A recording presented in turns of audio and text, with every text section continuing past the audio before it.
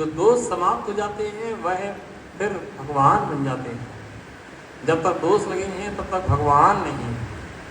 भगवान बनने की श्रेणी में है, भगवान बनने के लिए चल रहे हैं, लेकिन भगवान बने नहीं हैं, इसलिए वह गुरु है। कर्म करो, तुम्हें कोई चीज अच्छी नहीं लगी तुम हट जाना, मत जाना, हट जाना मत उनके पास जाना, लेकिन कभी किसी की बुराई मत करना, क्योंकि निंदा निश्चित रूप से दुर्गति का पात्र होती है। निंदा करने वाला दुर्गति में जाता है, निंदा करने वाला कभी सुगति में नहीं जाता। मैं हमेशा कहता हूं कभी किसी की निंदा मत करना। तुम्हें अच्छा लगे तुम जाओ, नहीं अच्छा लगे अपने घर रहो, भगवान के दर्शन करो, पूजा करो, पाठ करो, स्वाध्याय करो, सब कुछ करो, लेकिन कभी किसी साधु की निंदा नहीं करना। अगर तुमने निंदा कर दी तो समझ लो उसी समय तुम्हें निंदा के कर्म का फल हो। देवसास गुरु की निंदा करने से, देवसास गुरु की निंदा करने से कौन सी कर्म का बंध होता है पंडित जी बताओ? देवसास गुरु की निंदा करने से निरत्य निकांचित कर्म का बंध होता है।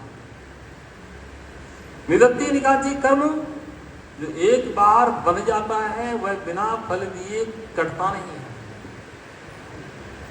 निरत्य निकांचित कर्म जो बांध लेता है उस कर्म को उसको फल भोगना ही पड़ता है।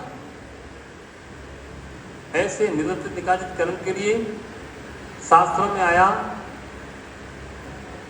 कि कठोर से कठोर तपस्या करने के बाद भी वह कर्म कटता नहीं, उनका अपकर्षण भी नहीं होता है, इनकी शक्ति भी छिड़ नहीं होती है, वह तो जैसा का तैसा ही फल देता है।